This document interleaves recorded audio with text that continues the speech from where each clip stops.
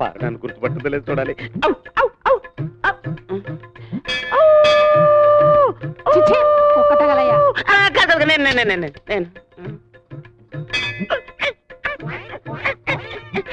గుర్తొచ్చిందా?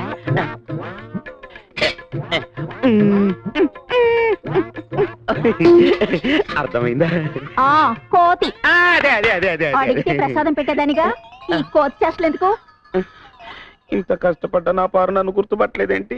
నేను చెబితేనేగా నీకు గత జన్మ గుర్తుకొచ్చింది. ప్రస్తుతం నీ పారు ఆ తిలక్కగాడి మాయలోనే ఉంది. ఇక లాభం లేదు. ఎంత కష్టపడైనా సరే నా పారు నేను చేరుకోవాల్సిందే. చెప్పా అబ్బా ఏమిటండి పట్టపగలు? మంచి మూడు వస్తుంది. ఏంటి అరుపు? అంత గట్టిగా వాటేసుకుంటే నొప్పేదో. ఎవడా నువ్వు? ఎవడా నువ్వు? నా బెడ్రూమ్ లో తొంగి తొంగి చూస్తున్నావు. ఎవడా నువ్వు?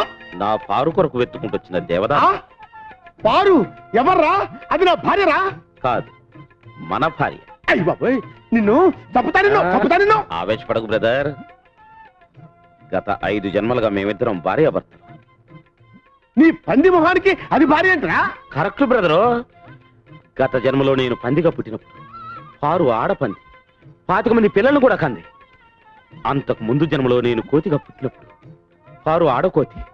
మా సంతానం ఇప్పటికీ తిరుపతి కొండ మీద ఉంది. నిజంగానా? నాకు నా గత జన్మ గుర్తొచ్చిందిరా.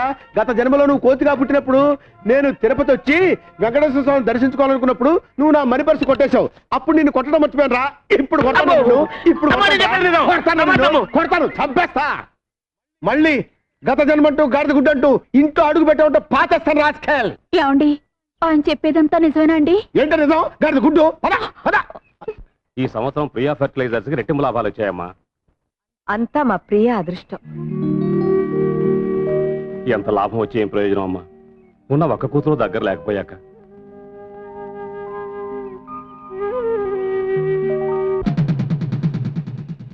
అయ్యగారు, చిన్నయ్య గారు కోపంగా వస్తున్నారండి. మీరు చెప్పారని సైకిల్ లాక్కున్నానుగా కొట్టడానికి వస్తున్నారేమోనండి. పోరా అవుతాయి నాన్న. అరిటాకులాంటి మనం 2 పాయలుగా చీలిపోయాం. గంధపు చెక్కలాంటి నువ్వు గంధక ముక్కలా మంటలు కక్కుతున్నావు. దీనికి కారణం ఏమిటని 2 రోజులుగా ఆలోచించాను. నువ్వు చెప్పిందే నిజం నాన్న. ఏంటి? కోడలు ఇంట్లో అడుగు పెట్టిన తర్వాతే మన ఇద్దరి మధ్య గొడవలు వచ్చాయి. అందుకే దాన్ని పుట్టింటికి పంపించేస్తాను. సరేనా? ఇందులో అమ్మాయి తప్పే ఉందిరా పుట్టింటికి పంపించడానికి. నాన్న అయినా గొడవ వచ్చింది నీకు నాకు మధ్య. మీ మొగుడు పెళ్ళాలి కూడా నాకెందుకు? అవు నాతో మాట్లాడుతున్నావు ఏంటి? నాతో మాట్లాడుతానక వద్దు. అసలు నీ ముఖం కూడా నాకు చూపించొద్దు. వెళ్ళు ఎక్కడి నుంచి.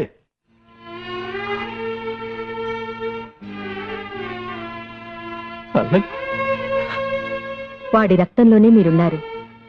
మీరు దూరం చేసుకుంటే మాత్రం వాడు దూరం అవుతాడా? అవ్వాలి, అయి తీరాలి. అయ్యేటట్టుగా చేస్తాను.